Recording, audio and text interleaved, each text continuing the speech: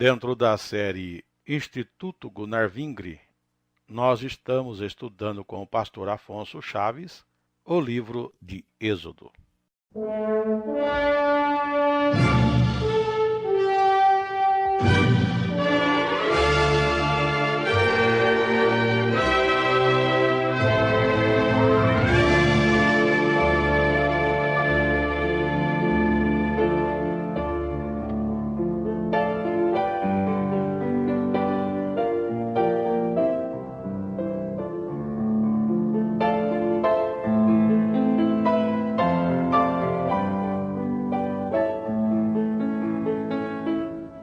Dando continuidade ao nosso estudo nas Sagradas Escrituras, ainda no livro de Êxodo, temos chegado até ao capítulo 31 deste livro. O texto que estudamos por último, na ocasião anterior, vimos que Moisés subiu ao monte Horebe, no deserto do Sinai, para estar na presença de Deus. Ali se detinha por cerca de 40 dias e 40 noites, quando Deus lhe trouxe muitas instruções, muitos mandamentos, os também chamados estatutos de Deus, as suas ordenanças, entre as quais o Senhor falava largamente para Moisés a respeito de um santuário, uma casa, um tabernáculo, uma morada, para que ele estivesse habitando no meio do seu povo no deserto. E Deus falava longamente com Moisés, dando detalhes de cada parte, cada peça, toda a forma de construção do santuário e os seus móveis. E a ordem sempre vinha: farás também, repetidamente. Deus ia colocando todos os detalhes, mostrando como que as coisas de Deus são precisas, bem determinadas, e não é segundo o nosso critério. Tudo tem que ser segundo o critério de Deus, porque nós não sabemos perfeitamente aquilo que é o correto, o perfeito, o que agrada a Deus, o que é segundo a sua santidade e a sua majestade. Portanto, Deus dava todos os detalhes. E concluía também dizendo a Moisés: farás conforme o modelo que se te mostrou no monte. Isso fazendo para nós a observação de que existe nos céus um lugar onde Deus está, um santuário, do qual Moisés estava sendo encarregado de ter uma réplica, uma cópia na face da terra. Então, Moisés faria um na terra, modelo daquele que já existia nos céus. Lógico, nunca se atingirá em construção humana aquilo que Deus tem nos lugares celestiais. O que está na terra é somente figura, sombra dos bens eternos, das coisas celestiais. Mas concluímos o capítulo 31, que além de toda esta instrução, Deus deu também na mão de Moisés 2 tábuas do testemunho, tábuas de pedras, gravadas, lavradas, melhor dizendo, por Deus, e sim, gravadas, esculpidas, escritas pelo dedo de Deus, que estava ali, o que nós chamamos também as leis de Deus, os seus testemunhos. E Moisés estava assim na presença de Deus. Antes de sair, Moisés, entrando agora no capítulo 32, a sequência que temos agora, após essa breve revisão, vemos que Deus fala com Moisés a respeito do que estava por suceder, ou já de fato sucedia, porque na ausência longa, demorada, de Moisés na presença de Deus, ainda que não era longa essa permanência, não era uma demora, uma ausência tão significativa, apenas 40 dias, 40 noites, o povo, entretanto, embaixo no monte, estava já inquieto, perguntando: o que é feito deste Moisés que nos tirou da terra do Egito? Não sabemos dele. 40 dias. Isso não é nada para quem passou 4 séculos como escravo lá no Egito, sendo libertados por Moisés, uma ausência de 40 dias, ainda que viram Moisés subir no monte, disseram, não sabemos o que é feito dele. E pediram a Arão, faze-nos deuses que vão adiante de nós. E o interessante é que Arão não replica, não fala nada, simplesmente concorda e diz ao povo, então tragam-me ouro, tira os pendentes, diríamos brincos, argolas, que vocês têm com vocês, tragam e eu farei alguma coisa. E daquele ouro que trouxeram a Moisés, a Arão, melhor dizendo, Arão faz alguma coisa no fogo, trabalhando com o buril, sai um bezerro. Ele esculpe, na verdade, um bezerro daquele material ouro. E o povo, então, vendo aquela escultura, aquele bezerro, uma imagem em um bezerro, então clamam eles, esses são os deuses que nos tiraram da terra do Egito. Que vergonha! Coisa feita por mãos humanas, foi que eles disseram que os tinha tirado da terra do Egito. E vão fazer festa, e vão de fato realizar sacrifícios, queimando as suas ofertas em fogo ali, diante do monte onde Deus estava presente. Que profanação, que ofensa, que situação sem reverência. Mas, se eu atentar um pouco mais, algo se mostra mais grave, porque desde a saída do Egito nunca faltou a nuvem de dia e a coluna de fogo de noite. Eles não estavam vendo para perguntar onde está Moisés que nos tirou da terra do Egito? Nem isso atentaram. E vão agora fazer festa, adorar um bezerro de ouro, dizendo que os tinha tirado do Egito. O verso 6 diz que também se assentaram para comer, para beber, e quando se levantaram, levantaram-se para folgar. E este folgar estende-se um pouco mais, conforme veremos daqui a pouco. E, como dizia antes, Deus lá no monte está dizendo para Moisés, o povo que trouxeste da terra do Egito, rapidamente já se desviou, e já fizeram para si um bezerro de fundição, perante ele se inclinam e sacrificam, e dizem, estes são os deuses, ó Israel, que te tiraram da terra do Egito. Verso 8 é Deus repetindo as palavras que o povo dizia no culto idolátrico ali no deserto Sinai.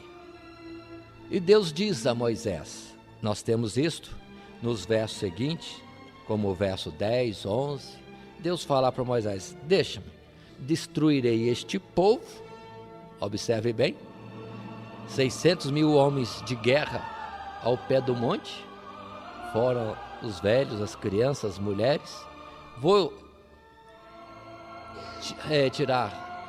afastar este povo, e de ti, Moisés, estabelecerei um povo maior, então darei as promessas de Abraão. O pecado do povo era grave, o povo tinha se desviado de Deus muito rápido. Em poucos dias atrás juraram que iriam servir a Deus e ouvir os seus mandamentos e iriam cumprir, e agora nós vemos ao contrário, rapidamente já se tinham afastado de Deus desta forma, e Deus também os rejeitava. Deus iria exterminar com eles e fazer de Moisés uma nação maior.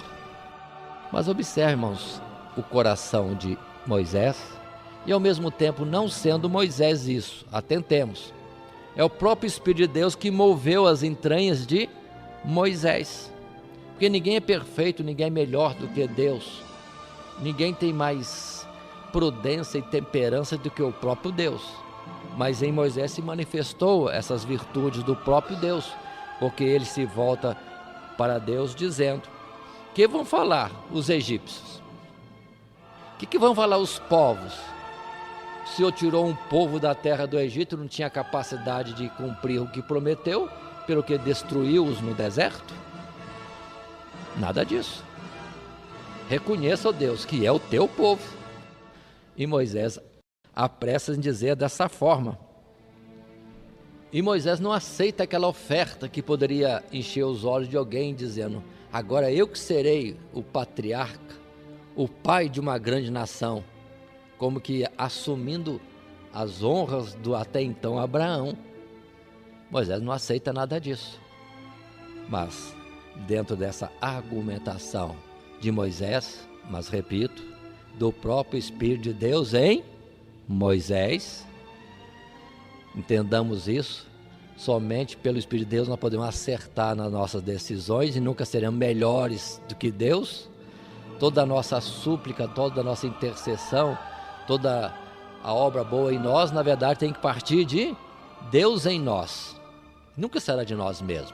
Então o próprio Deus, como que em si mesmo revolvendo estas coisas, diz a palavra no verso 14, então o Senhor Deus arrependeu-se do mal que dissera que havia de fazer ao seu povo, e não o fez. O verso 15 em diante nos mostra que Moisés vai descer do monte com as tábuas lavradas escritas por Deus, e vai descendo. O verso 17 e 18 nos mostra que Moisés descendo, quem está com ele? Também descendo o monte? Josué. Já fizemos esta observação anterior. Ninguém conseguia subir ao monte, mas sem mais sem menos vemos Josué subindo, acompanhando como servo a Moisés e depois descendo também. Josué e Moisés conversando, ouvindo o barulho do povo, comentando: que barulho é esse? E vem trocando as palavras e concluindo: não é grito dos que estão em guerra, não é grito dos vencedores, é grito dos que fazem festa. E continuando a descida, pronto, verso 19, encontramos o fato que, ao alcance da visão de Moisés, vendo assim o povo naquela idolatria, naquelas danças, a ira de Moisés foi grande. Ele lançou fora as 2 tábuas de pedras que Deus tinha lavrado e que Deus tinha com seu dedo escrito, e lançou-as fora, quebrando-as, diz o verso 19, ao pé do monte. Aqui é importante observar esse detalhe, que quebrou Moisés as tábuas da lei, mas Moisés não quebrou a lei nem a aliança de Deus com o povo, nem do povo com Deus.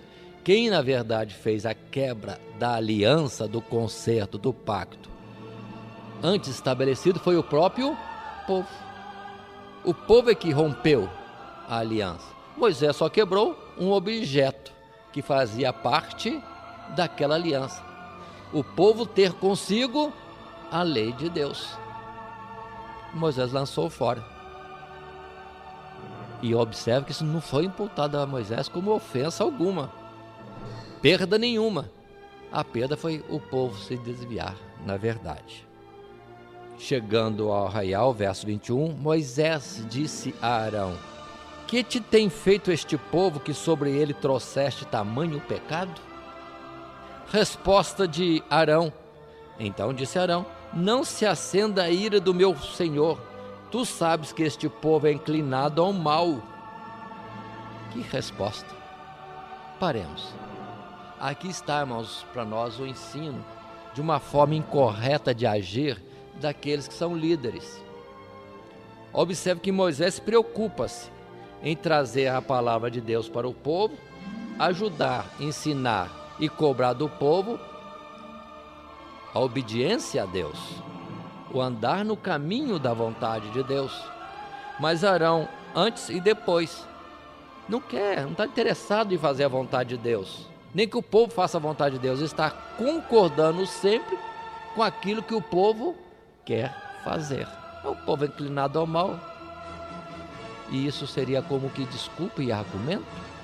Assim hoje, precisamos entender, dentro da obra de Deus, alguém que é líder, na verdade cada um de nós somos responsáveis por nós e por alguém mais em nosso redor, em nossa proximidade. Nós não podemos ficar nessa ideia de que o povo é inclinado, deixa andar errado. Nós temos a palavra de Deus e temos que ensinar a palavra de Deus e ajudar as pessoas e cobrar delas, quando estiver na nossa autoridade, o cumprir a palavra de Deus. A tendência do povo sempre é essa, de fazer segundo a sua vontade. É quando os servos de Deus têm que trabalhar ao contrário. Trabalhando a favor do povo nas coisas de Deus, tem que contrariar o povo, mostrando que o certo não é aquele jeito que eles querem, pensam, mas é da forma prescrita, exigida na vontade de Deus. Por isso nós temos hoje muitas religiões, e às vezes as pessoas ficam procurando qual instituição religiosa é mais adequada para mim, qual que é do jeito que eu quero. E não é assim. Nós devemos procurar onde existem homens que estejam procurando fazer a vontade de Deus, porque assim, nos ajuntando a Ele, teremos colegas de caminhada que vão em direção aos lugares celestiais. Não é o povo que tem o certo. Quem tem o certo é Deus. E Deus, na sua misericórdia, estende alguém para trazer ao povo a sua boa, perfeita e agradável vontade, a qual, cumprindo nós, viveremos. Então Arão errou. Não fez a vontade de Deus, fez a vontade do povo. Consequência, Moisés age, primeiro destruindo a idolatria, fazendo aquilo tudo derreter de novo no fogo, transformando aquilo tudo em pó e jogando fora.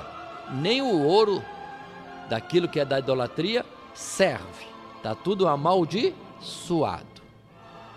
É uma instrução que depois Deus mesmo vai falar. Nem o ouro que cobre essas imagens serve para ser aproveitado. Tudo está debaixo de maldição. E além do mais, aqui há um ponto grave. Quando a palavra mostra para nós que Moisés se colocou em pé, dizendo publicamente ao povo: quem é por Deus? E vemos que a tribo de Levi se levantou toda e se colocou ao lado de Moisés. E Moisés deu ordem: agora sair pelo meio do arraial, todo aquele que vocês conhecem, que estiveram nessa idolatria, matai-os. E diz a palavra assim: e seja a mão de cada um, verso 29, contra seu filho, contra seu irmão. E isto, para ele, Deus, vos dá hoje benção. Parece-nos terrível uma coisa dessa, né? Irmãos, filhos do mesmo pai Abraão, do mesmo pai Isaac, do mesmo pai Jacó, com uma ordem da parte de Deus, cada um, e eliminar no meio do povo aqueles que se entregaram à idolatria. Sendo filhos, sendo irmãos, não importa. Soube do fato, elimina. E o verso 29 diz assim, que Moisés disse: consagrai hoje as vossas mãos ao Senhor Deus. Parece difícil, não? Mas na lei, nessa atitude, deve haver aquilo que simboliza o nosso coração. Não está de forma alguma de acordo com aqueles que fazem o erro. Se alguém amar a seu irmão, a seu pai, a seu filho mais do que a Deus, não é digno de Deus. Por isso que precisamos entender também quanto à disciplina. Muitas vezes pessoas há no seio de igreja evangélica que, quando se traz uma disciplina que é para a correção do faltoso, para que ele entenda que está errado e possa se arrepender e, convertendo-se a Deus, vir a ser salvo, acha que isso é falta de amor. Não. A declaração do pecado tem que ser notória. Temos que ser astros de luz brilhando em meio às trevas deste mundo, reprovando as ações erradas, más deste mundo. Eles faziam desta forma, para ficar claro que quem se opõe a Deus escolheu o caminho da morte. E quem se consagra a Deus recebe a sua bênção e está no caminho da vida. Ainda que hoje, pela própria palavra de Deus, na plenitude do entendimento do caráter de Deus, em que a ordem é não matarás, continua valendo, não matarás.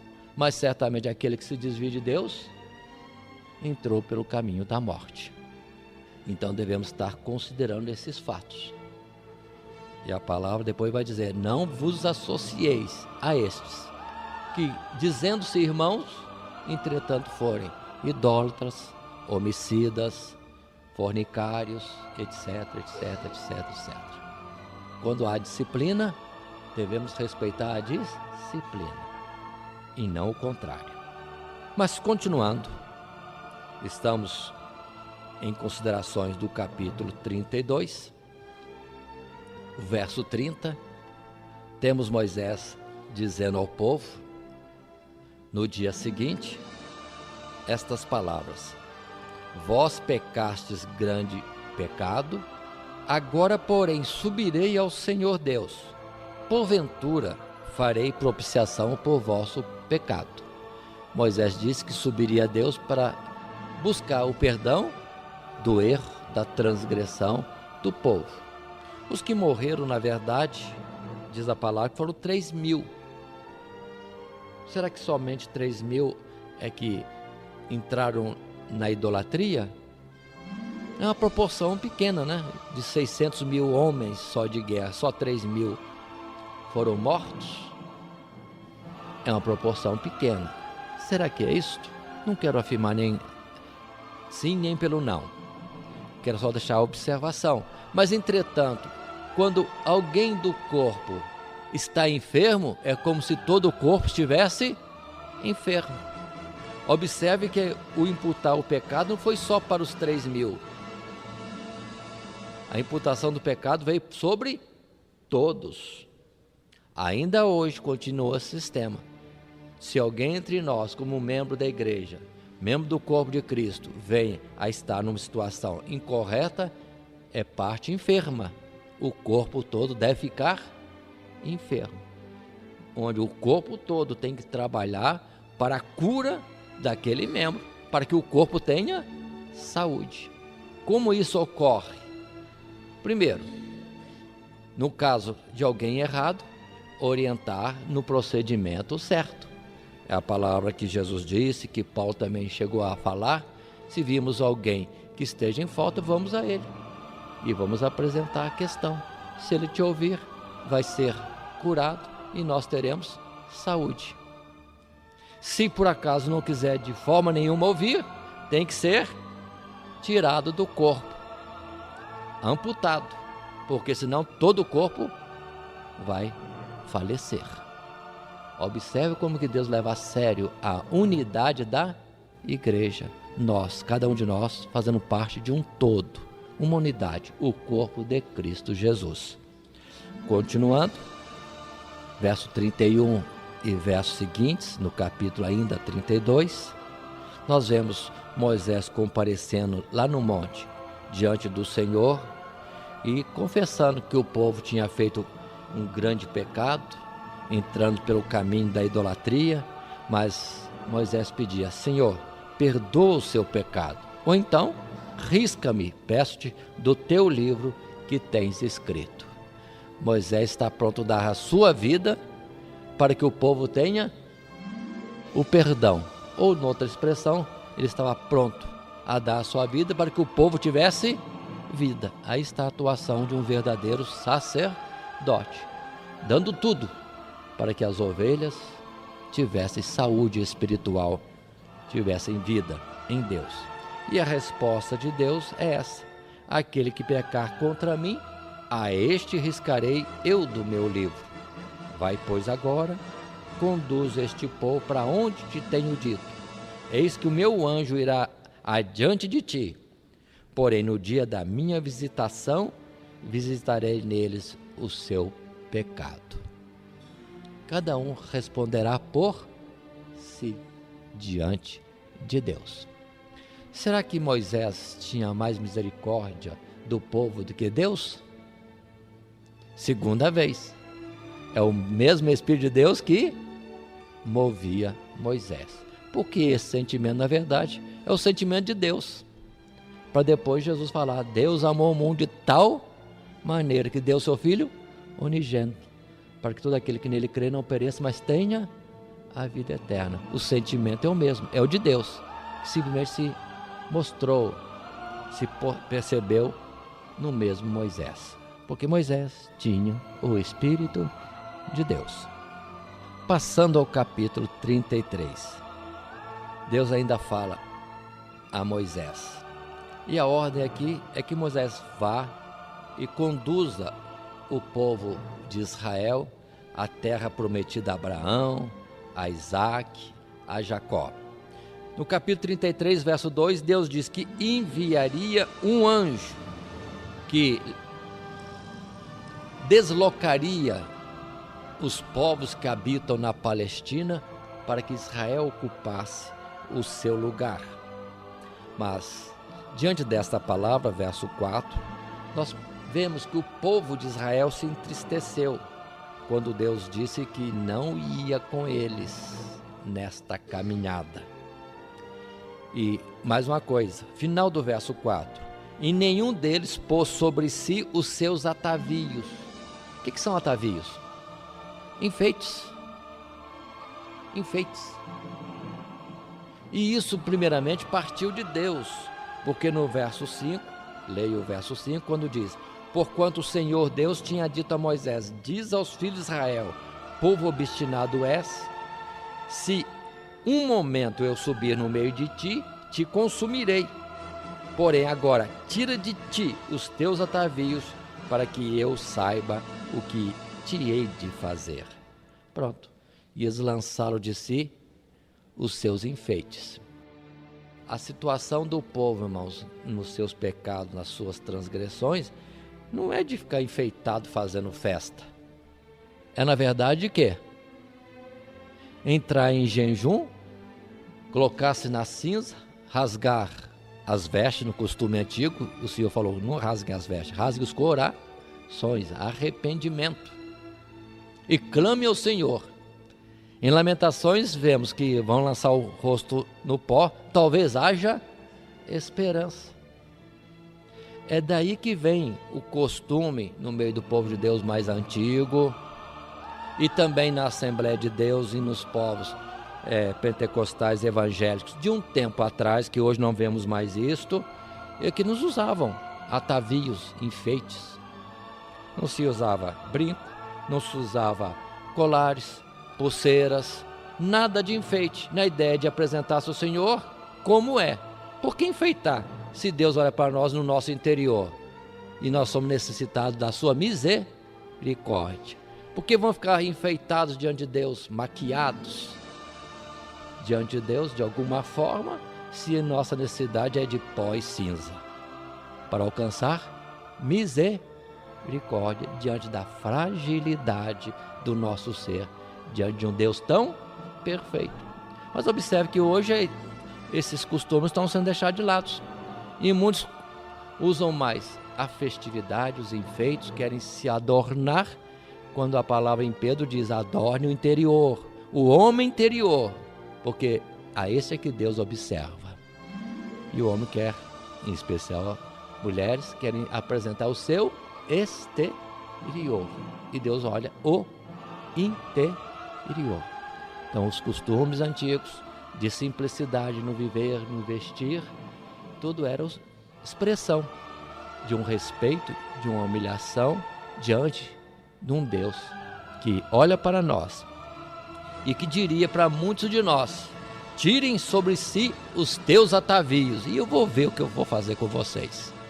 Deus espera em nós mais quebrantamento, e não como se nada tivesse de mal, errar aqui, errar ali, copiar o mundo aqui, copiar o mundo ali. Deus está vendo. Deus está vendo. E não está gostando. No capítulo 33, verso 7, Nós temos aqui uma atuação de Moisés interessante. Diz a palavra no verso 7 assim: tomou Moisés a tenda e a estendeu para si fora do arraial, desviada longe do arraial, e chamou-lhe a tenda da congregação. E aconteceu que todo aquele que buscava o Senhor Deus saía à tenda da congregação que estava fora do arraial. Essa chamada tenda da congregação era a tenda de Moisés. Ele pegou a seu lugar de morada e tirou do meio do povo e colocou em separado. Observe, Moisés estava declarando que não estava de acordo com o povo, que estava assim tão frágil, tão sem atenção naquilo que Deus tinha dito, ouvir os mandamentos e cumprir. Ele colocou-se fora. Se olharmos em 2 Coríntios, Paulo falando no capítulo 6, Paulo usa uma expressão assim que seria como o que Moisés estivesse aqui agora fazendo. Verso 15, 16, 17, Paulo diz: que concórdia há entre Cristo e Belial? Ou que parte tem o fiel com o infiel? E que consenso tem o templo de Deus com os ídolos?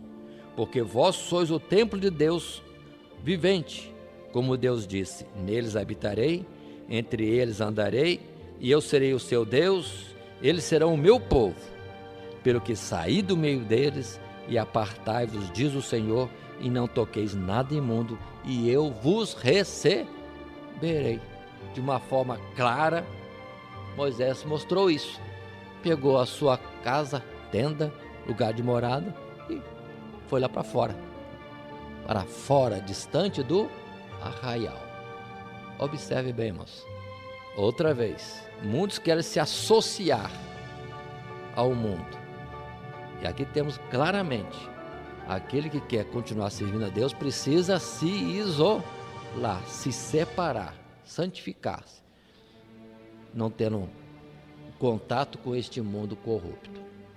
Hoje em dia não adianta ficar longe, porque onde estaríamos longe dos que transgridem contra Deus?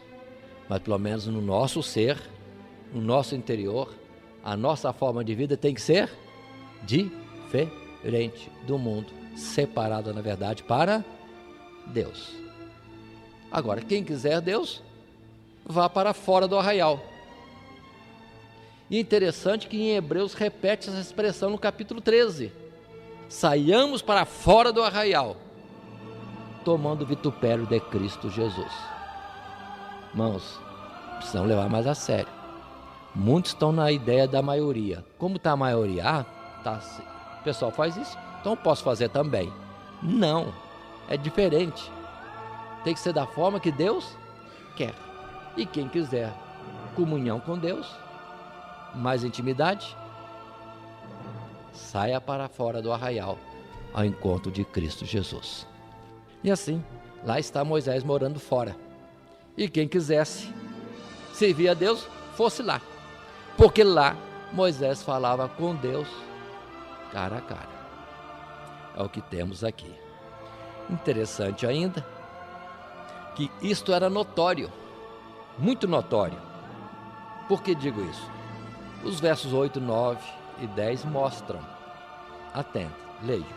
E aconteceu que, saindo Moisés à tenda, todo o povo se levantava, e cada um ficava em pé à porta da sua tenda e olhava para Moisés pelas costas, até ele entrar na tenda. E aconteceu que, entrando Moisés na tenda, descia a coluna de nuvem e punha-se à porta da tenda, e o Senhor falava com Moisés. Observem, na tenda de Moisés, porque o tabernáculo de Deus ainda não tinha sido construído. Verso 9. E aconteceu que, entrando Moisés na tenda, descia a coluna de nuvem e punha-se à porta da tenda, e o Senhor falava com Moisés. Repito, verso 9 e 10. E vendo todo o povo a coluna de nuvem que estava à porta da tenda, todo o povo se levantava e inclinava-se cada um à porta da sua tenda. A nuvem tinha saído. Por que então que não olharam para a nuvem e entenderam a presença de Deus quando Moisés estava lá, em diálogo com Deus os 40 dias e 40 noites? Agora estão vendo, mas nunca afastou-se a nuvem. Verso 11 ainda diz: e falava o Senhor Deus a Moisés face a face, como qualquer fala com seu amigo. Depois tornava ao arraial. Mas o moço Josué, filho de Num, seu servidor, nunca se apartava do meio da tenda. Outra vez, Moisés conversando com Deus, e quem estava lá? Nunca saía. Moisés conversa com Deus, Deus fala com Moisés. Quem que estava presente? Josué. Nunca saía. Observe, mas ele não era o líder, como repito, mas estando no serviço, Deus aceitava ele como se fosse o próprio Moisés. Não tinha questão nenhuma. Assim nós também, irmãos. Repito, em qualquer posição que os irmãos estiverem, terão o galardão daqueles a quem irmãos servem, dentro do propósito da obra de Deus. Nenhum membro no corpo é desprezível, todos são igualmente honrados. São membros do corpo de Cristo. Todos são assistidos, todos são contados, Deus não esquece de nenhum. Continuemos mais um pouco. Verso 12 até o verso 16, mais um pequeno texto que destaco, é quando o Senhor ainda insiste com Moisés para conduzir o povo. Mas Moisés questiona, dizendo: o Senhor me manda subir com este povo para possuir a terra que o Senhor prometeu, mas quem há de ir conosco? Verso 12 no final diz assim: o Senhor disse, Moisés fala com Deus, conheço-te por teu nome, também achaste graça aos meus olhos. E Moisés pega nas palavras de Deus, verso 13, e diz: agora pois, se tenho achado graça aos teus olhos, rogo-te que agora me faça saber o teu caminho e conhecer-te-ei, para que ache graça aos teus olhos e atenta que esta nação é o teu povo. O que Moisés está dizendo com Deus? Pegando as próprias promessas de Deus e ali tendo a firmeza para pedir a Deus algo mais. Irmãos, as palavras que Deus tem dito para nós, as suas promessas, são para nós como ponto de apoio, como um penhor, um trunfo que nós temos. Não vamos desprezar, vamos crer. Deus falou? Falou. Então, chega a Deus que nem Moisés, Senhor, você falou. E pode até entrar com alguma coisa a mais em petição. É o que Moisés está falando aqui com Deus. E o verso 15, Moisés diz: se a tua presença não for conosco, não nos faça subir daqui. Aquele assunto de um anjo ir, Moisés não está muito com isso não. Se o Senhor não for, se a tua presença não for conosco, não nos faça sair daqui. Hoje em dia, vê muita gente cantando: põe um anjo aqui, põe um anjo ali, o Senhor manda anjo cá, manda lá. Mas, por favor, não precisa nada disso. Basta o Senhor e já temos tudo. Se for para mandar um anjo, o Senhor manda. Mas peça a presença de Deus. Jesus disse: estarei convosco até a consumação dos séculos. Não vos deixarei órfãos. O que mais? Onde estiverem 2 ou 3 reunidos em meu nome, eu estou presente. Então precisamos confiar mais nessa mesma promessa de Deus. O Senhor prometeu que ia estar conosco. Então segure-se aí. Não precisa ser preocupado se tem anjo, se não tem anjo, se precisa vir anjo ou não. O importante é Deus presente. E a palavra já diz: os anjos de Deus acampam-se em redor daqueles que o temem e os livram. Então vamos estar mais confiantes na providência de Deus para conosco. Mais à frente, ainda Moisés diz no verso 16: como, pois, se saberá agora que tenho achado graça aos teus olhos, eu e o teu povo? Acaso não é por andares tu conosco? E separados seremos, eu e teu povo, de todo o povo que há sobre a face da terra? Separados de todos os outros. Aí sim, é notório, que achamos graça aos olhos de Deus. Na continuação, verso 18, Moisés pede: Senhor, rogo-te que me mostres a tua glória. E observem que Moisés já estava falando com Deus, já tinha visto e entrado no meio daquele fenômeno que se apresentava no Monte Horebe. Buzinas, relâmpagos, trovões, nuvem, tanta coisa. E Moisés pede para ver a glória de Deus. Isso mostra que ali não estava a plenitude da glória de Deus de fato. Quem na verdade se apresentou no Monte Horebe não foi o próprio Deus, foi um anjo representando Deus, tal qual no momento da sarça. Quem falava com Moisés na sarça não era diretamente Deus. Quem falava? Um anjo que representava Deus. E assim, Moisés quer ver a glória de Deus, quer ver mais. Já tinha visto bastante, mas não era aí do próprio Deus. Quero ver a glória de Deus. E Deus lhe responde da forma que nós já conhecemos, que nenhum ser humano, nenhuma carne poderia ver o seu rosto e continuar vivo. A expressão está no verso 20. Homem nenhum verá a minha face e viverá. E o Senhor propõe então a Moisés uma situação em que se apresentaria a ele, seria protegido pelo próprio Deus, e passando o Senhor por Moisés, aí sim, Moisés o veria pelas costas, e não de frente, o veria pelas costas. E é dado ordem a Moisés no verso 1, agora já do capítulo 34, que Moisés preparasse 2 tábuas de pedra, como as primeiras, e ali Deus escreveria nelas as suas palavras. E Moisés se prepara para subir ao monte outra vez. Observe agora que Deus mandou que ele preparasse a tábua e que subisse ao monte. E Moisés vai subir outra vez ao monte. Mas isso parece que era um pouco comum. Várias vezes Moisés subia para falar com Deus, etc. Mas agora Deus está chamando, e ele sobe com aquelas tábuas de pedra que Moisés agora preparou, e Deus escreveria. E lá no monte, pela segunda vez, Moisés vai se deter 40 dias e 40 noites, outra vez. Mas vamos lá, verso 5.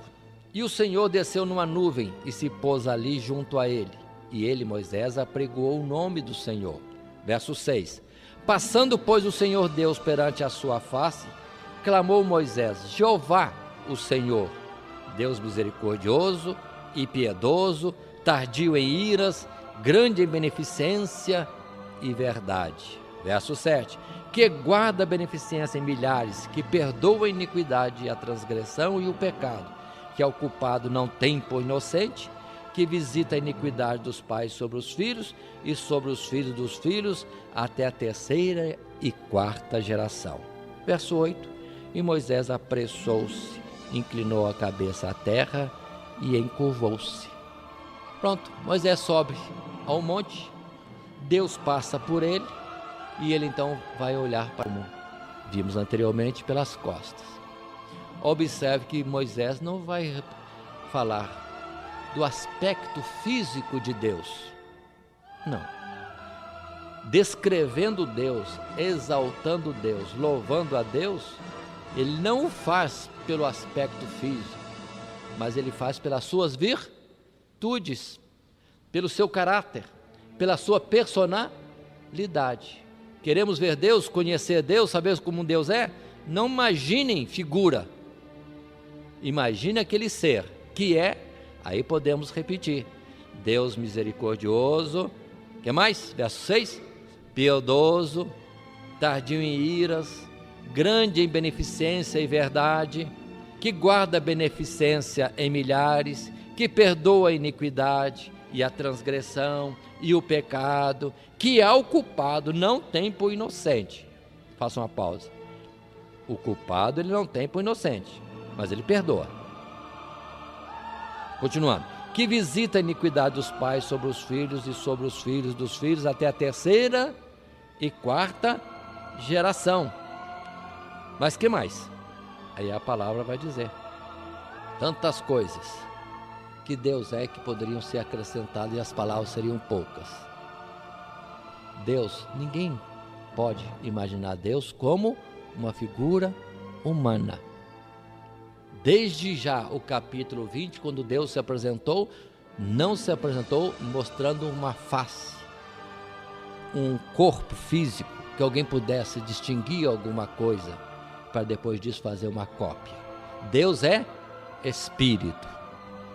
E como um homem, um ser, ele tem as suas qualidades, seus modos de ser, o caráter, personalidade. E aqui estão descritos. E aqui está a imagem e semelhança que deve existir em nós. O que devemos ser? Aí vamos de novo. Lê de novo o verso 6. Devemos ser misericordiosos, piedosos, tardio em ira, grande beneficência e verdade. Devemos guardar a beneficência em milhares, perdoar a iniquidade, a transgressão, o pecado, ainda que não tenhamos o culpado por inocente. Aí sim, são coisas que devem existir em nós. Esta é a imagem e semelhança de Deus. Mas continuemos mais um pouco. Destaco no verso 10 que Deus promete, como numa aliança, que vai fazer maravilhas no meio do povo de Israel. O povo, na verdade, não era bom. Lá atrás o próprio Deus diz que o povo era duro, mas Deus iria fazer maravilhas, ia mostrar-se através daquele povo assim. E agora entendamos, Deus escreveu a sua lei em tábuas de pedra. Precisamos destacar isso para lembrar depois, porque mais à frente Deus vai dizer que vai transformar os nossos corações, que são como pedra, em corações de carne. Mas vai escrever a sua lei. Como escreveu em pedra, vai escrever em corações de carne. É o tempo, nós não sermos duros em nós mesmos, mas sensíveis ao toque de Deus na nossa vida. Mas ali estava representado, o povo ainda era duro, mas os duros de coração não herdarão os céus, não. Muita gente já quer dizer assim, o povo é duro de coração. Os duros de coração não herdarão o reino de Deus. Nós temos que mudar a dureza do nosso ser, coração ou mente, para sermos sensíveis. Hoje, se ouvide a sua voz, não endureçais o vosso coração. Continuemos mais um pouco. E a partir deste momento, Deus fala com Moisés, como que numa repetição de todos aqueles mandamentos, aquelas ordens, aqueles estatutos que ele tinha dado anteriormente. Observe, é a segunda vez. É a segunda vez. A primeira vez que Deus falou com Moisés, a palavra não chegou ao povo, porque o povo estava desviado, corrompido. E agora Deus vai falar para Moisés tudo de novo, vários mandamentos. E Moisés está se detendo no monte 40 dias e 40 noites. Precisava repetir? Se Deus repetiu, é porque precisava. Mostrando que na primeira palavra dada o povo não atentou, e Deus mandaria outra vez a sua palavra. Por isso nós temos ali a figura de um concerto que houve e o povo transgrediu, mas Deus faria outra vez o concerto com o povo. E assim Moisés, tendo ouvido todos os mandamentos da parte de Deus, recebido também agora as tábuas que ele levou, mas agora escritas pelo dedo de Deus, ele vai descendo do monte para levar a palavra de Deus. Na primeira vez não, mas na segunda vez sim. As palavras chegaram ao povo. E Moisés desce ao povo, verso 29. Leio. E aconteceu que descendo Moisés do monte Sinai, e Moisés trazia as 2 tábuas do testemunho em sua mão, quando desceu do monte, Moisés não sabia que a pele do seu rosto resplandecia, depois que o Senhor falara com ele. Agora, na segunda vez, há mais glória do que na primeira. Moisés não deteve 40 dias, 40 noites com Deus antes? Mas quando desceu, nada de novo, tudo estava normal. Mas na segunda vez, havia glória. Para mostrar também que se num primeiro concerto parece que não houve glória, ainda que houve, mas a maior glória haveria no segundo concerto, que fala da aliança do concerto em Cristo Jesus. Continuemos. Chegando ao arraial, o povo se espantou. O rosto de Moisés resplandece. E é preciso Moisés chamá-los, porque eles não queriam vir, amedrontados. E Moisés fala com os anciãos. Daí a pouco o povo vai tomando coragem, se aproxima. E Moisés, para que o povo não tivesse espanto algum, cobria o seu rosto com um véu. Com o véu coberto, falava com o povo. E diz a palavra que toda vez que Moisés ia falar com Deus, tirava o véu. Mas quando ia falar com o povo, colocava o véu. Tudo isso está nesse capítulo que estamos vendo, capítulo 34. Agora, irmãos, a Bíblia é cheia de figuras. Esse assunto do véu continua. Na verdade, o homem é chamado para ser a semelhança de Deus e deve falar com Deus sem nada intermediário. Tira-se o véu. Nós estamos tão longe dessas coisas primárias de Deus, pelo que achamos difícil. Por isso que Paulo parecia ser tão rígido quando dizia às mulheres para serem sujeitas a seus maridos. E Paulo falava tão grave, né? Não permito que a mulher fale na igreja. No sentido de que o contato primário com Deus deveria ser do homem, no assunto, no caso de um casamento. O homem que deve estar falando com Deus e a mulher recebendo do homem a mensagem. Observe esse aspecto como ordem, disciplina, sequência e não como impedimento, porque na verdade ninguém está impedido de falar com Deus, mas quando mulheres e homens falam com Deus é o seu ser interior, direto com Deus. Mas quando há uma ordem, a ordem tem que ser obedecida. Sempre existe isso.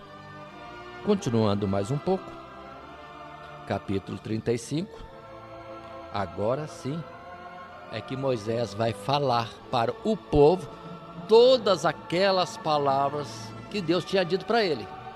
Precisamos recordar um pouquinho. Capítulo 20 de Êxodo. Deus fala com o povo do monte. Deus falou só 10 palavras, 10 mandamentos, e o povo já correu. E diz para Moisés: fala Deus contigo e você traz para nós. Moisés subiu ao monte para falar com Deus, ouviu as palavras de Deus, vem trazer para o povo está corrompido. Moisés não fala com o povo as palavras de Deus. Volta a segunda vez, 40 dias, 40 noites, ouve de novo de Deus todos os estatutos. E agora desce e encontra o povo em condição de ouvir. E capítulo 35 é quando Moisés vai falar todas as palavras que o Senhor tinha dito a ele no monte. Leia o verso 1 do capítulo 35. Então fez Moisés ajuntar toda a congregação dos filhos de Israel e disse-lhes: estas são as palavras que o Senhor Deus ordenou que se cumprisse. Agora são faladas as palavras. Estão me entendendo? Está claro isso aqui? Continuando agora. A partir daqui, verso 5, é que Moisés vai transmitir ao povo que além das ordenanças, outras de mandamentos que o povo deveria cumprir, está também a ordem de fazer para Deus um santuário, uma casa de morada. A partir do verso 5, leio: tomai do que vós tendes uma oferta para o Senhor Deus. Verso 10, todos os sábios de coração entre vós virão e farão tudo que o Senhor Deus tem mandado. Agora, por favor, Entenda. A Bíblia muitas vezes pode parecer difícil porque não entendemos a razão das coisas. Deus falou com Moisés: farás conforme o modelo. Moisés leva para o povo e vai dizer o quê? Deus quer que vocês façam o quê? E Moisés vai falar tudo o que Deus tinha falado para ele. Assim, verso 10 do capítulo 35. Os sábios farão o quê? O tabernáculo e a sua tenda e a sua coberta, os seus colchetes, as suas tábuas, as barras, colunas e as bases. Verso 12. A arca e seus varais, etc. Verso 13. A mesa e seus varais, etc. Continuemos. Nesse mesmo capítulo 35, verso 14. O castiçal da luminária, os seus utensílios, etc. Verso 15. O altar do incenso, os seus varais, o azeite, etc. Verso 16. O altar do holocausto e o crivo de cobre, e etc. 17. As cortinas do pátio, as suas colunas, etc.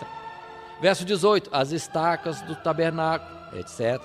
Verso 19. As vestes do ministério, e continua. O que estamos dizendo? Todo esse texto do capítulo 35, o que Deus falou com Moisés, Moisés está repetindo para o povo. Segunda vez que fala tudo de novo.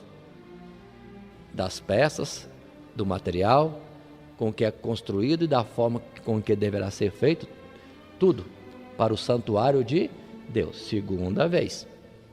Continuemos.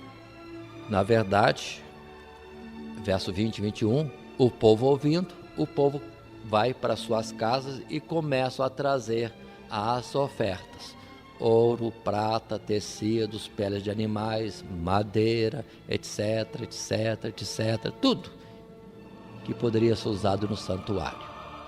Verso 21, vai dizer: a todo homem a quem o seu coração moveu, todo aquele cujo espírito voluntariamente o impeliu, ninguém é obrigado.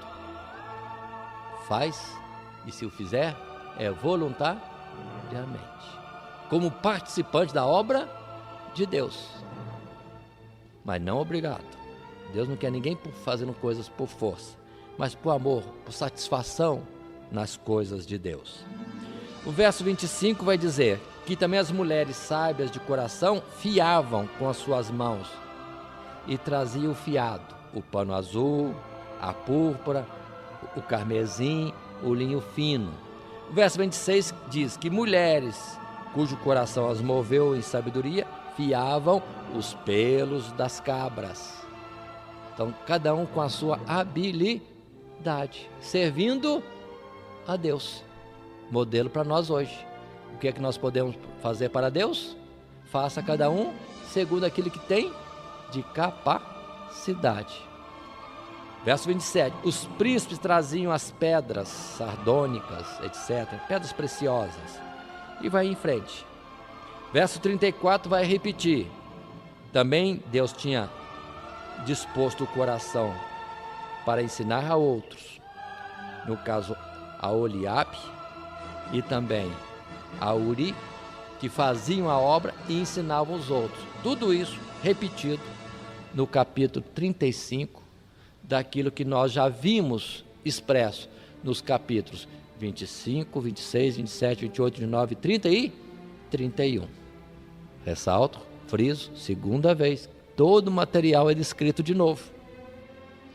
Capítulo 36. O que vamos achar e ver nesse capítulo 36? O povo agindo, já estavam trazendo as ofertas, as mulheres já estavam fiando, tecendo, tudo estava sendo trabalhado.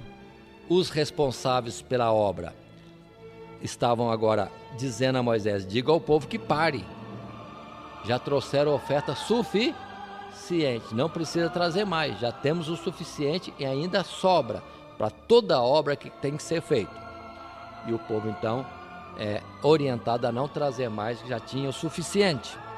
Continuando, verso 8.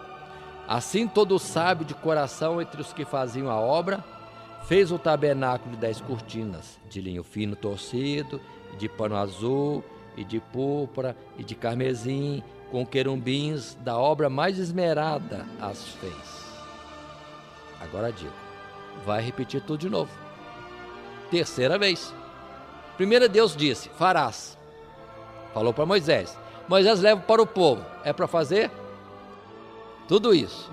E agora no capítulo 36, os hábeis em obra estavam fazendo. Assim, além do verso 8, vamos ver o verso 14. Fez também cortinas de pelo de cabras. Pulo para o 19. Fez também para a tenda uma coberta de peles de carneiros. 20. Também fez tábuas levantadas para o tabernáculo. Começa a repetir tudo de novo, mas agora o povo está fazendo. E a terceira vez que todo o material é outra vez enumerado ou descrito. Continuando, verso 35. Depois fez o véu de pano azul e púrpura, e continua explicando. Verso 37, fez também para a porta da tenda o véu de pano azul. O povo está trabalhando, o povo está cumprindo aquilo que Deus pediu para que eles fizessem. Capítulo 37, continua. Fez também Bezalel, a arca de madeira de cetim. Verso 6, fez também de ouro puro propiciatório. E os versos que eu estou saltando aqui, é porque vem os detalhes, todos eles repetidos. Verso 7, fez 2 querubins de ouro. Verso 10, fez também a mesa de cetim, que vem os pães da proposição. Verso 17, fez também o castiçal de ouro puro. E segue os versos explicando como foi feito. Verso 29, fez também o azeite santo da unção e o incenso aromático. Capítulo 38, verso 1, fez também o altar do holocausto. E segue os detalhes da confecção do altar do holocausto, repetindo tudo que já tinha sido falado anteriormente. Verso 8, do capítulo 38, fez também a pia de cobre, e vai descrever como foi feito. Verso 9, fez também o pátio da banda do meio-dia ao sul, e vai dar os detalhes. Pulamos para o verso 22. Fez, pois, Bezalel, filho de Uri, filho de Ur, da tribo de Judá, tudo quanto o Senhor Deus tinha ordenado a Moisés. Nisso até ensino. Muita coisa, muita ordem, muito detalhe. Mas Deus não manda fazer nada que também não capacite para que seja feito. E é para fazer tudo. Ah, mas é muito complicado, muito difícil, é complexo. Não é. Deus é o nosso ajudador. É para fazer tudo. É para nós chegarmos ao ponto de sermos achados diante de Deus como irrepreensíveis. Esta exigência é de Deus. Deus não quer que a gente tire nota 8, 9, não. A gente tem que tirar 10 nas coisas que Ele nos dá para fazer. Assim, continuemos. O verso 24 vai mostrar para nós alguns detalhes, para quem observa esses detalhes, vai dizer quanto de ouro foi gasto. O verso 24 vai dizer: todo o ouro gasto na obra, em toda a obra do santuário, a saber, o ouro da oferta, foram 29 talentos e 730 ciclos, conforme o ciclo do santuário. Talentos. As medidas antigas, irmãos, não são bem conhecidas hoje. Os autores falam que um talento era de 30, e variam eles, até 40 quilos.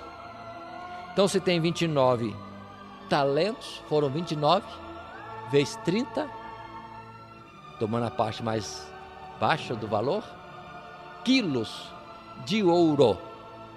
Então, dá aproximadamente 900 quilos. ou seja, 1 tonelada de ouro. No deserto, o povo tinha para oferecer ao Senhor.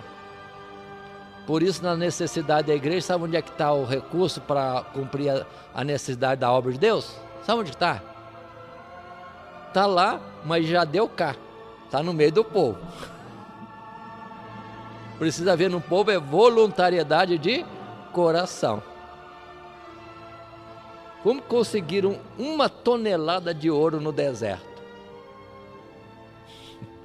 Então, para a obra de Deus, irmãos, está tudo nas nossas mãos. Vão entender isso.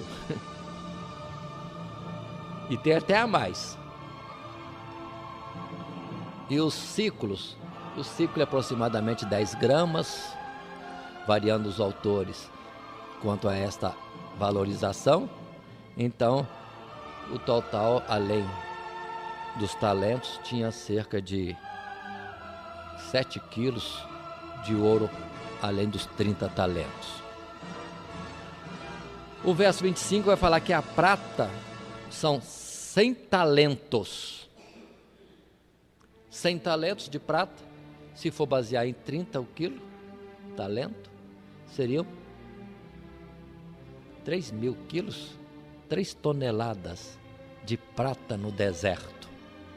E aqui ressalto que o verso 26 e o verso 27 vai falar que tinha prata vindo do resgate das almas, prata ofertada ao Senhor.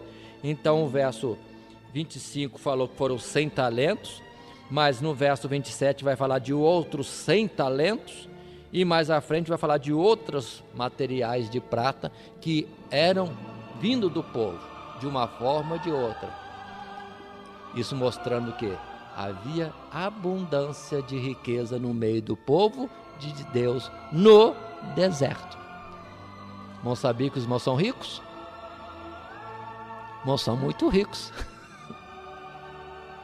Trazendo para hoje também. Não temos falta de nada. O Senhor é meu pastor, nada nos falta.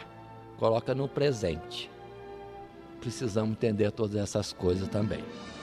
Havia fartura, então, de ouro, de prata. O verso 29 vai falar do cobre.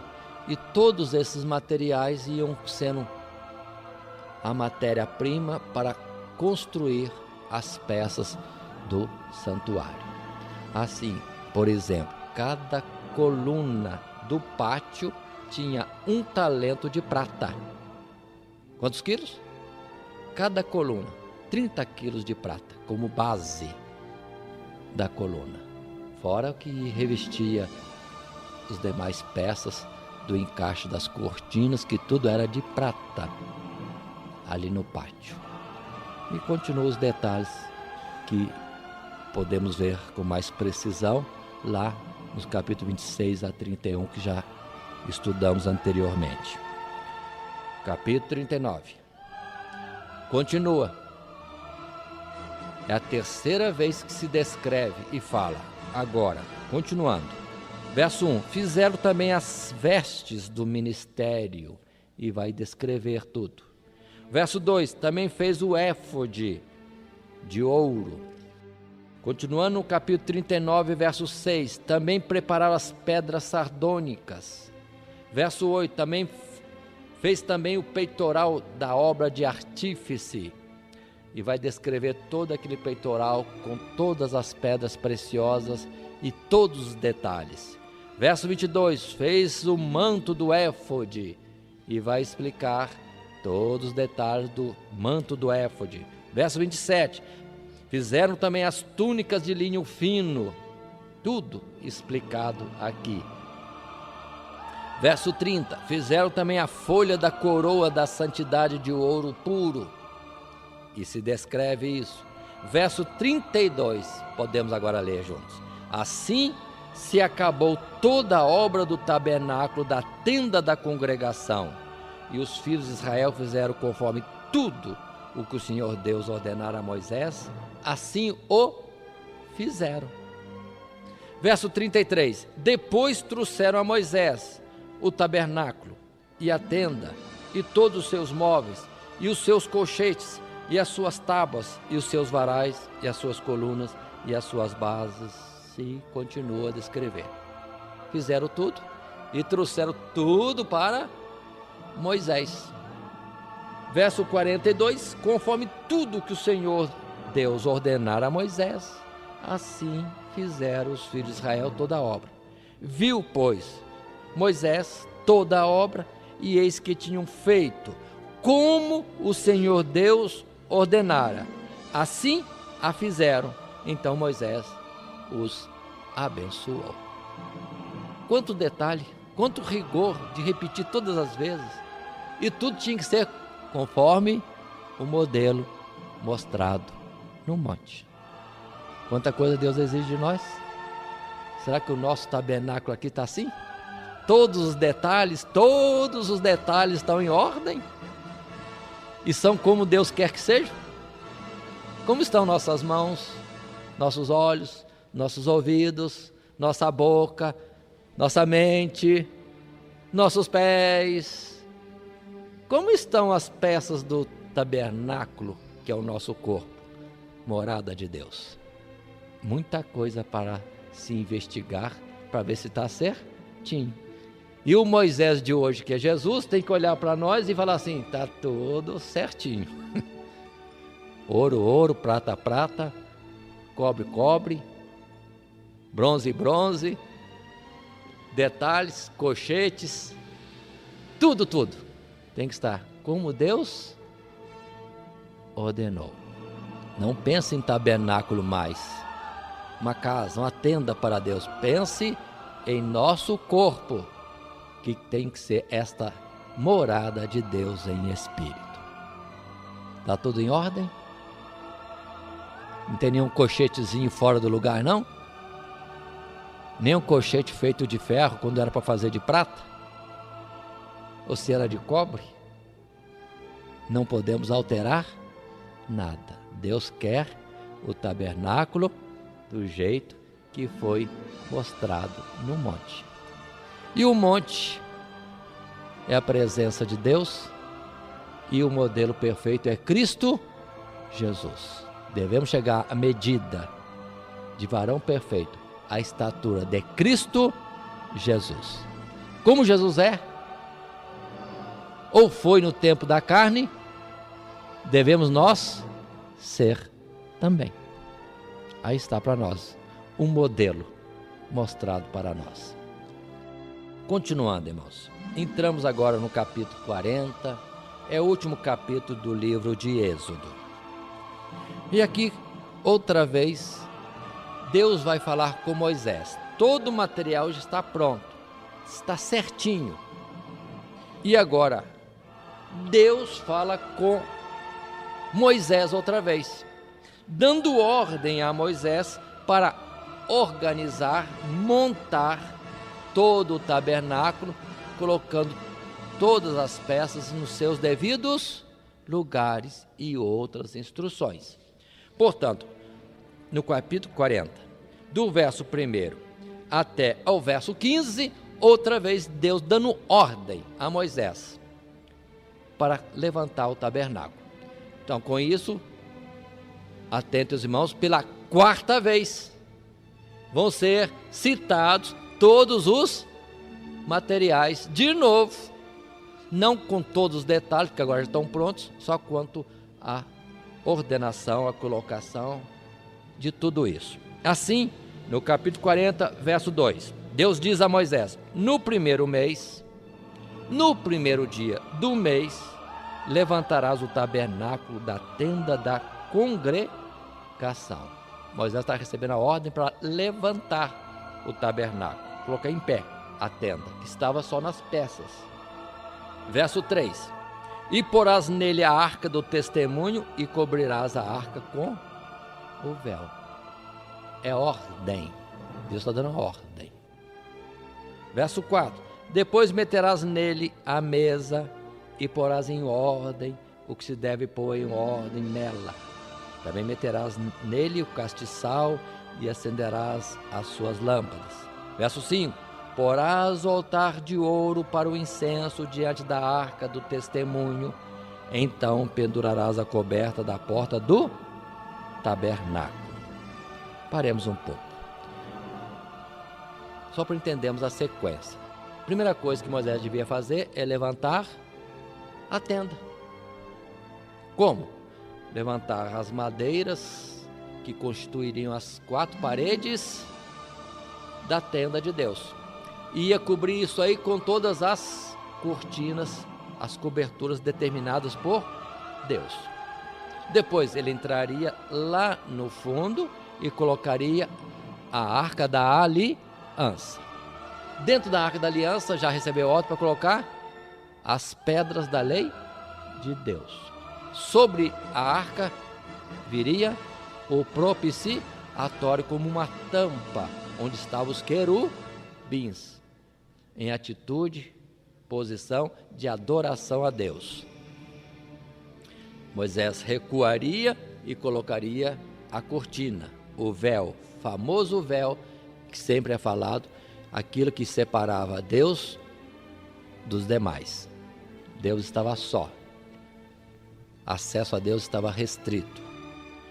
Do lado de fora, agora sim, fechando essa primeira parte, o lugar santo dos santos, lugar santíssimo, já estava definido.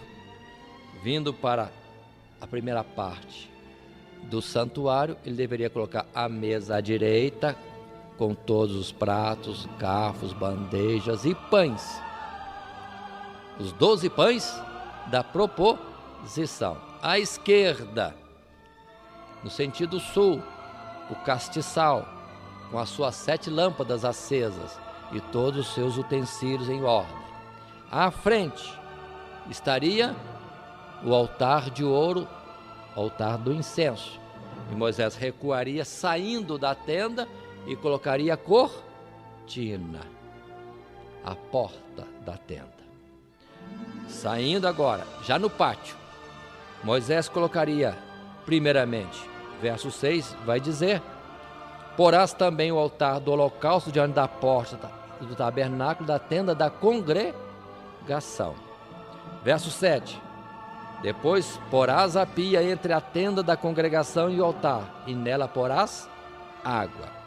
Verso 8, depois porás o pátio em redor, e pendurarás a coberta à porta do pátio. Então Moisés veio do mais íntimo, montando tudo e saindo, e agora está levantando as cortinas do pátio, que define o pátio e a porta do pátio, sendo que já colocou o altar do holocausto e depois a pia de água. O verso 9 vai dizer: então tomarás o azeite da unção e ungirás o tabernáculo e tudo que há nele, e o santificarás com todos os seus móveis, e será santo. Verso 10, ungirás também o altar do holocausto. Verso 11, ungirás a pia. Verso 12, farás chegar Arão e seus filhos à porta da tenda da congregação e os lavarás com água. Verso 13, e vestirás Arão as vestes santas, e o ungirás e o santificarás, para que me administre o sacerdócio. Verso 14, farás chegar seus filhos, os filhos de Arão, e lhes vestirás as túnicas. Verso 15, e os ungirás como ungiste a seu pai, para que me administrem o sacerdócio. E a sua unção lhe será por sacerdócio perpétuo nas suas gerações. Capítulo 40, 1 ao 15. Deus dando ordem. Qual é a ordem? Farás. Esta ordem é diretamente para Moisés. Verso 16. Quinta vez que é repetido. Moisés agora vai cumprir esta última ordem de Deus, colocando tudo em ordem. Aí podemos ler, verso 16, e fê-lo Moisés, conforme tudo que o Senhor Deus lhe ordenou, assim o fez. Verso 17, e aconteceu no mês primeiro, no ano segundo, ao primeiro do mês, que o tabernáculo foi levantado. Verso 18, porque Moisés levantou o tabernáculo, e segue alguma coisa. Verso 19, estendeu a tenda sobre o tabernáculo. Verso 20, tomou o testemunho, que é a arca da aliança, com o propiciatório, e colocou no seu lugar interior. Verso 21, levou a arca ao tabernáculo e pendurou o véu da cobertura. Verso 22, pôs a mesa da tenda da congregação. Verso 23, pôs nela em ordem o pão, etc. Verso 24, pôs também na tenda da congregação castiçal. Verso 25, acendeu as lâmpadas. Verso 26, pôs o altar de ouro na tenda da congregação diante do véu e acendeu sobre ele um incenso de especiarias aromáticas. E sempre falando, como o Senhor ordenara, como o Senhor ordenara, como o Senhor ordenara. Observe, irmãos, essa sequência, essa repetição. Será que Deus repete tanto porque... Por quê? Lógico, porque é necessário atentar. Tem que fazer segundo a ordem de Deus. Verso 28 vai colocar a cobertura da porta do tabernáculo. Agora ele já está no pátio. Verso 29, pôs o altar do holocausto e ofereceu sobre ele holocausto e oferta de manjares. Verso 30, pôs também a pia entre a tenda da congregação e o altar e derramou água nela para lavar. Verso 31, Moisés e Arão, seus filhos, lavaram nela as mãos e os pés. Verso 30, quando entravam na tenda da congregação e quando chegavam ao altar, lavavam-se, como o Senhor ordenara a Moisés. Verso 33, levantou também o pátio ao redor do tabernáculo e do altar, e pendurou a coberta na porta do pátio. Assim Moisés acabou a obra. Quantas repetições? Como que Deus fala repetidamente, não se cansa? Para nós sabermos fazer o certo. Por isso depois lemos em Jó, lemos em Deuteronômio também, que as palavras de Deus que nós precisamos para a nossa vida estão em nós, escritas em nossa mente e em nosso coração. E quantas vezes tiver que repetir, Deus repete, para nós fazermos exatamente como é para ser feito.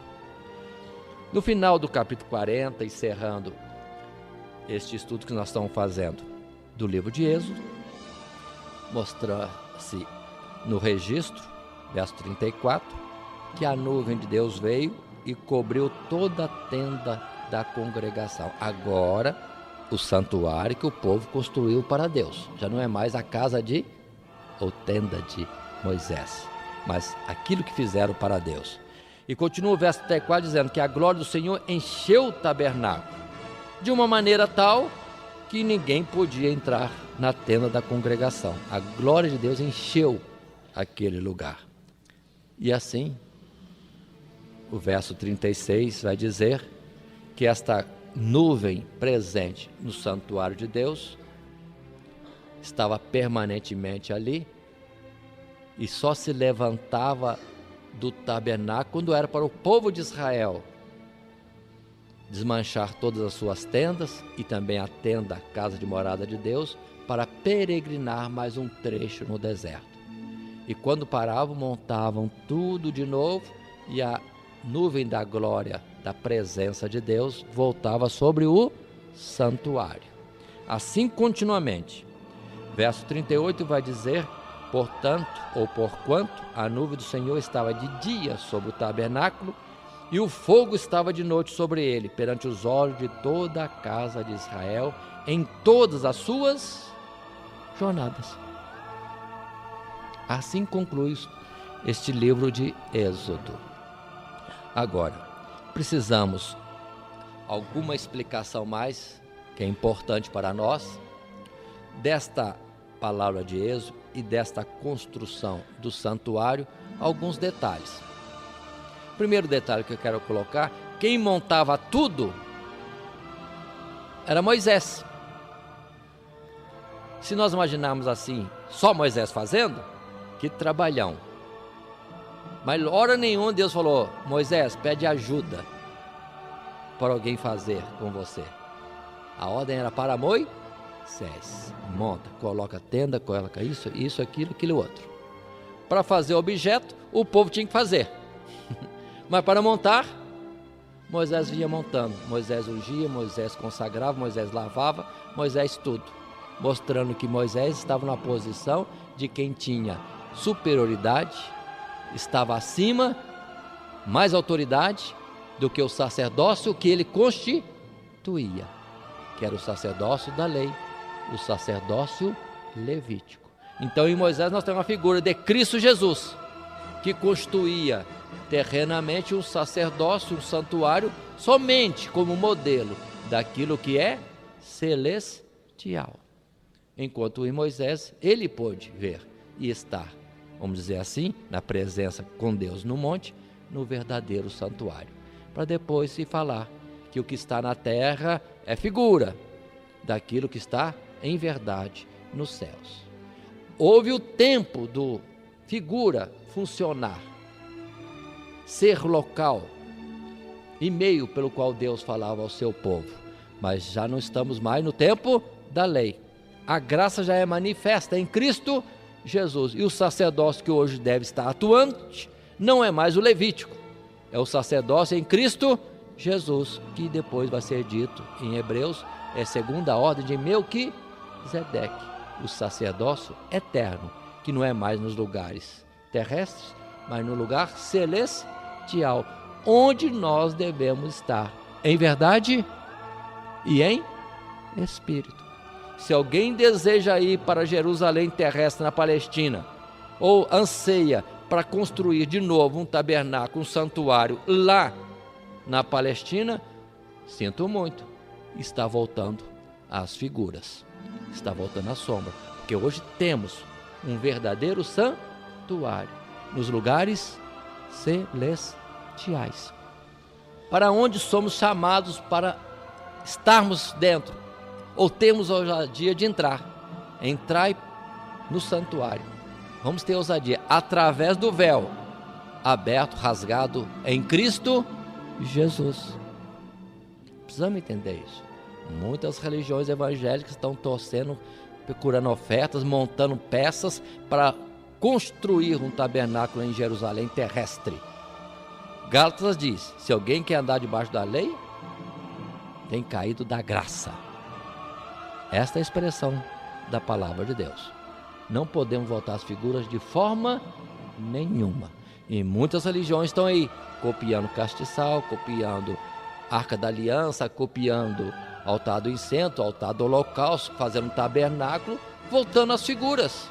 Enquanto tudo isso tem que ser realizado em espírito e em verdade. Segunda colocação que quero fazer, o próprio santuário. Observe que é Deus morando com o seu povo. Daqui a pouco vamos ter outras instruções para mostrar aqui. Esse santuário ficava no meio de todo o povo, e o povo em redor do santuário, mostrando que em tudo Deus é o centro da nossa existência. Porque fomos feitos por Ele, fomos feitos para Ele, e por Ele nós subsistimos. Então a presença do santuário no meio do povo significa isto: Deus conosco. Ele é o centro da nossa existência, é a razão do nosso dia a dia. Mais um pouco. Mas se alguém quer aproximar-se de Deus, tem que chegar para a tenda. Tinha gente morando longe, vamos dizer assim, mas quando era para aproximar-se de Deus, podia aproximar-se, mas teria que se aproximar. Mas a aproximação de Deus, irmãos, pode ser gradativa. Muitos estão de frente para Deus, mas podem estar longe. Mas à medida que aproxima, vai chegando-se ao conhecimento de uma perfeição e de uma intimidade com Deus. Assim, quando alguém chegava ao pátio, entrava ao pátio, ele depara com o altar do holocausto, que nos fala, de certa forma, do Calvário, onde Cristo Jesus deu a sua vida por nós. Ninguém poderá entrar no santuário sem primeiro passar pelo altar do holocausto, que significa onde Cristo Jesus foi imolado por nós. Ninguém tem acesso a Deus, a não ser pelo sacrifício de Cristo Jesus. Quando Jesus morreu na cruz do Calvário, é que o véu se rasgou. Mas primeiramente estamos lá no altar do holocausto. Andando mais um pouquinho em direção a Deus, não pode faltar em nós a pureza. Por isso tem a água. E Jesus diz: vós estáis limpos pela palavra que vos tenho falado. Então o nosso dia a dia, na verdade, deve ser vivência diante do Calvário, Jesus crucificado por nós, sempre lá limpos pela operação da palavra de Deus, água. Aí sim podemos entrar no santuário. E o primeiro tabernáculo significa lugar de serviço. Qual é o serviço que Deus quer que nós façamos? Que nós sejamos pão, sejamos alimento para o mundo. À esquerda, outro serviço. Deus quer que nós sejamos luz do mundo. Outro serviço que Deus quer que nós façamos: sejamos sacerdotes, queimemos incenso, oremos, intercedamos pelo povo. A área de serviço é esta. Quer servir a Deus? Pão, luz, oração, intercessão. Esse é o serviço da igreja. Mas ninguém pode fazer esse serviço sem antes passar, vamos voltar atrás, pelo Calvário, Jesus crucificado, tendo lavado as mãos e os pés, todo o seu ser na palavra de Deus, a água. Aí podemos entrar no serviço de Deus. Agora, quer mais intimidade com Deus? Quer maior comunhão com Deus? Passa pelo véu. Aí chega a presença de Deus. É o alvo que Deus quer para todos nós. Passando pelo Calvário, tendo o nosso ser purificado pela água da palavra, sirvamos a Deus com exatidão, no rigor dos detalhes, sendo pão, sendo luz, como sacerdotes, e podemos também ter ousadia de entrar para o lugar santíssimo e estar na presença direta de Deus. A comunhão, a adoração direta do Criador, da presença do Criador. A criatura diretamente em contato com Deus. Observe que em Cristo Jesus nós temos um modelo nesse aspecto. Entrando Jesus no lugar santíssimo, o Pai lhe diz: assenta-te à minha direita. E Jesus diz para nós: quem lhe for fiel, quem for vencedor, também assentar-se-á à sua direita, no seu trono, como ele sentou à direita do Pai, no seu trono. Que Deus nos abençoe, irmãos, em Cristo Jesus, que toda essa palavra sirva para nós no nosso dia a dia. Amém.